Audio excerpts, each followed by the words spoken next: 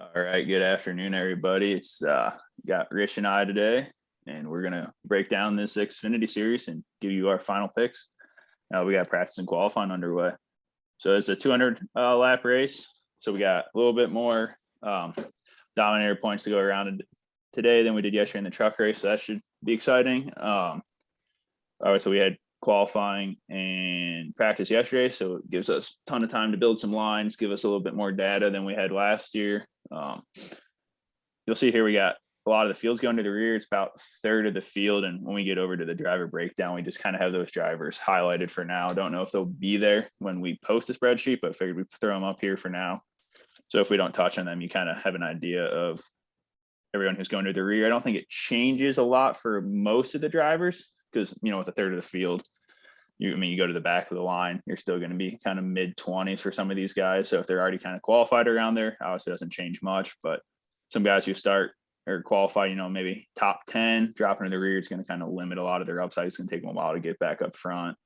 And you're kind of going to have this weird sandwich effect where you got fast cars in the front, you got some of the back markers in the middle, and then some fast cars in the back again. So it could potentially be a recipe for disaster. Some guys get caught up in an accident that they wouldn't have had they not had to go to the back. So kind of it's going to be about surviving the cautions this week. Just with the Xfinity series and truck series in general, we tend to see more cautions. And then we're just going to want to focus on those guys who can finish well, get out front, lead those laps. When we're kind of still leaning on that stars and scrub lineup construction, kind of saw a lot of leaders last week. So we want to try to get as much exposure on the guys that could possibly lead laps in case there's not like one kind of obvious dominator this week. But that being said, we might have a guy in kind of that mid-range, but still kind of that general stars and scrub lineup. So let Rich start here on the driver breakdown. All right. We got Ty Gibbs as the most expensive driver this week, and we'll probably see that a lot of times this year. He starts 11th. He offers a pretty good amount of place differential, and we're pretty sure we should see him lead some laps today. He'll probably lead laps in a lot of races this year. Noah Gragson is probably my favorite pick for the win today, and as a dominator, he starts 4th. He had the fastest long run speed in practice, and he even offers the 3 place differential points there as well. And then Allgaier and Allmendinger, both are good plays. Allmendinger had a really good qualifying lap. He starts on the pole. He's got the best chance to be the early dominator. And then Allgaier didn't really have a great qualifying lap, but he now offers a good amount of PD, and he still has a chance to earn some dominator points as well. Yes, we go through this list, you'll see that we kind of are a bit high on these colleague and JRM guys, and then with Joe Gibbs kind of right behind them. And then in this range, I don't think you really go wrong with anyone. So if you're running multiple lines, just get kind of mix your exposure around them. But I know Rich and I were just talking. We were kind of thinking that, with Dinger and Gregson starting 1st and 4th versus the other guys 11th and 16th, that the ownership might end up on Gibbs and Allgaier a little bit just to offer that more PD. So you might be able to get Dinger and Gregson a little bit lower ownership, and then they're obviously more likely choices to lead that first and maybe second stage. But as we move down in this 9K price range, I think Brandon Jones is the obvious choice in here. He's moving to the back, so we got him highlighted. But he's qualified 21st. He's probably going to be in the 20s when he moves to the back. So he's not really losing anything there. So you still have that PD upside. It's not like it's not like Castle where he starts 5th. Now he's going to be low 20s, maybe 30s, depending on how it all works out. And it's going to take him a while to get back up. And, likelihood of being involved in something's going to hurt him. But yeah, Jones offers a lot of PDs in that JGR cars, which have been fast all year. And then I like Hemrick too. We saw he's pretty good last week. And, starting 6 offers you a little bit. It's going to be kind of a pivot off these other guys, but, might be hard to get him in there if you go with 2 of these 10K guys with him being 99. But who do you like in this range? Yeah, Brandon Jones is definitely offers the most place differential upside here. But if you're looking for potential dominators, both Hemrick and Barry definitely fall into that category. Kev mentioned we really like the JRM and the colleague cars. Hemrick is pretty good at this track. He was 2nd fastest in the 10 lap averages. It wouldn't surprise me to see him work his way up to the lead and pick up some lead laps and some fast laps for a little while. I still think it's Graxon's race, but I could be wrong. I do like Barry. Barry will probably come in a lot lower owned than AJ Allmendinger just because Allmendinger starting on the pole will probably get the ownership bump because of that.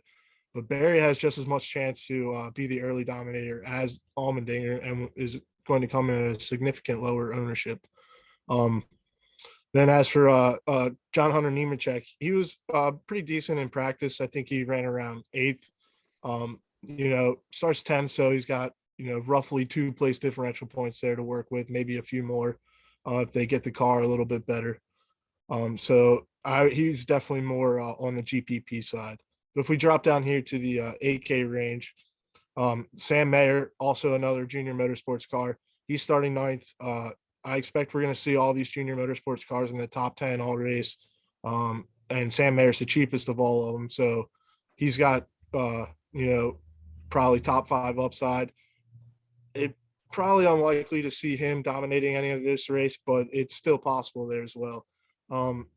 We're not really on Riley Herbst this week. He's just starting a little too high. We like some of the other guys around him in price, and then we just don't really see him being a dominator this week. Then these other guys, Ryan Truax back in a JGR car for the first time in a few years.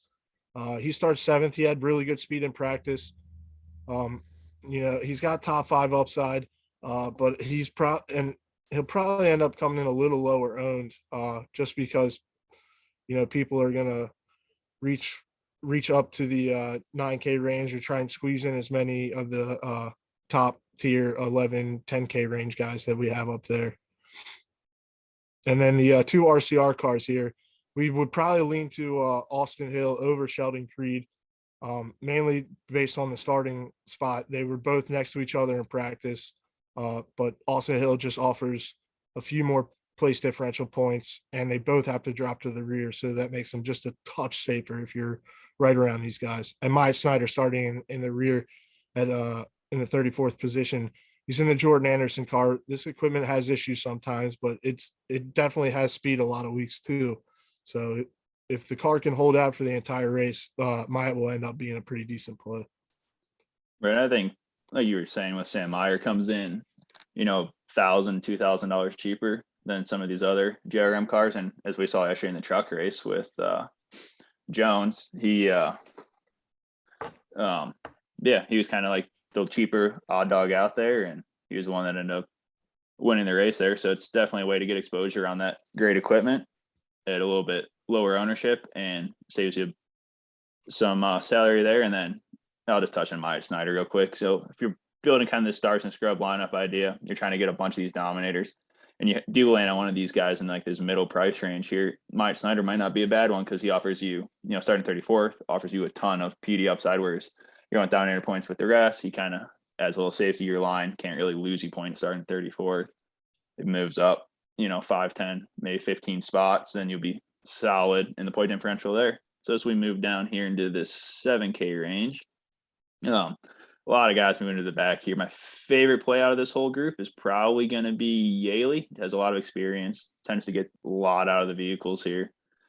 Starting 30th, so offers you a ton of that PD upside that we were just talking about. And then I like Jeb too, kind of for the same reasons though. He's starting 38th, so literally can't lose you points starting dead last. So yeah, all you need him to do is stay in. I know he had some issues in practice and qualifying, but if he can run this whole race clean, not get any issues, and doesn't have any more mechanical issues, I mean, he could be knocked out of the park. A little pricey to pay for a bunch of PD, but it's not bad, and he offers more PD than anybody else. Yeah, I agree. I really like Jed Burton. They had an issue in practice and qualifying, but I'm pretty sure they've got it figured out. They had something that was rubbing and cutting the tire on him, so he spun out in practice and spun out in qualifying, and didn't obviously get a chance to post his time because he spun out. But he got in because he had won last year on the provisional, so he's starting dead last. He's not going to hurt you at all.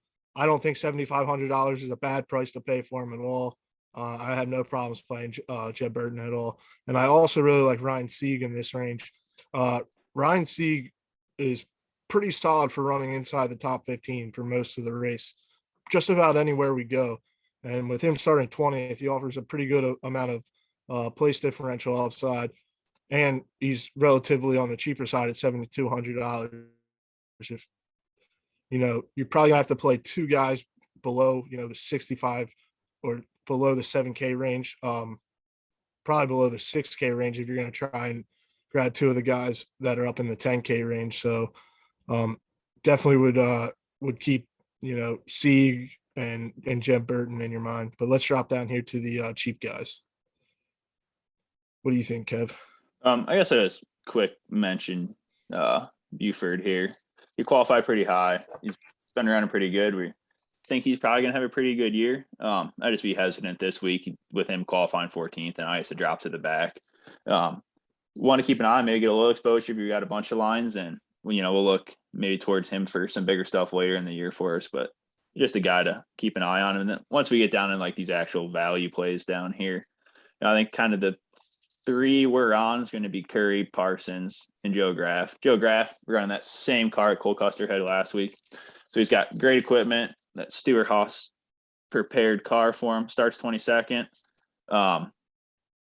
He's definitely not the same quality driver as Cole Custer is, but there's no reason he shouldn't be able to get a top 20 as long as he stays clean in this equipment. And for a guy that's costing you $5,200, I think it's going to be hard to beat that. Possibly get a top 15, depending on how everything plays out in this race. Probably going to be the highest owned in this range just because he's kind of the cheapest, and it's probably not a huge secret he's in that same equipment. And then between Curry and Parsons, I think we're leaning Parsons just a little bit, kind of have the same expectations for the two of these guys, but Parsons just starts a couple spots farther back. So just however, set a little bit more safety. But again, I don't think you go wrong with either Curry or Parsons. Is one of those things, just probably mix up your ownership on it if you're running more than one line. So if something happens, you don't get screwed. Yeah, I agree. I think I like Parsons the most under 6K, starting 29th. He was top 20 in speed in practice. He offers a solid amount of place differential. He should be able to run inside the top 25, top 20 for most of the race, I'd expect. Should be able to stay on the lead lap as long as they don't have any issues. And then Kev did mention Joe Graff. He doesn't have the greatest reputation around NASCAR or around the fan base at all, but he's in the same car that Cole Custer won last week. So I know it's a new track, new surface and everything, but the car's got speed. And I don't see, as long as he, doesn't wreck or have any pit road penalties or anything, I don't see any reason he shouldn't finish in the top 20 and pay off this price tag. But I will jump up here and mention Kyle Sieg as well. I did like his brother Ryan a lot, and we saw Kyle race pretty well last week in the Xfinity series at Fontana. He's starting 24th. He definitely could hurt your line still starting 24th if he wrecks out early or has some trouble. But he also has top 20 upside, and he's relatively cheap. He's definitely going to be more of the GPP side. And as for the Curry versus Parsons, I think we like Parsons just a touch more because I think he's going to be a little lower than Curry. Curry generally is one of the more liked punts around DFS for some reason. I mean, he is solid. I just think I like Parsons a little bit more this week. And that's all we got for you guys today. So if you want to see the spreadsheet, you can just head over to our Twitter. We'll have it posted there at Fast Cars FM. If you enjoy these videos, please like and subscribe to us. We're trying to get over that 300 mark this week and keep being able to grow this channel. And we'll have this up, or this is obviously up now. And then as soon as we get Cup practice and qualifying, we'll try to get that video up tonight. If it's not up tonight, we'll get it up tomorrow morning. So we got plenty of time before that race tomorrow. Good luck, everybody. Good luck.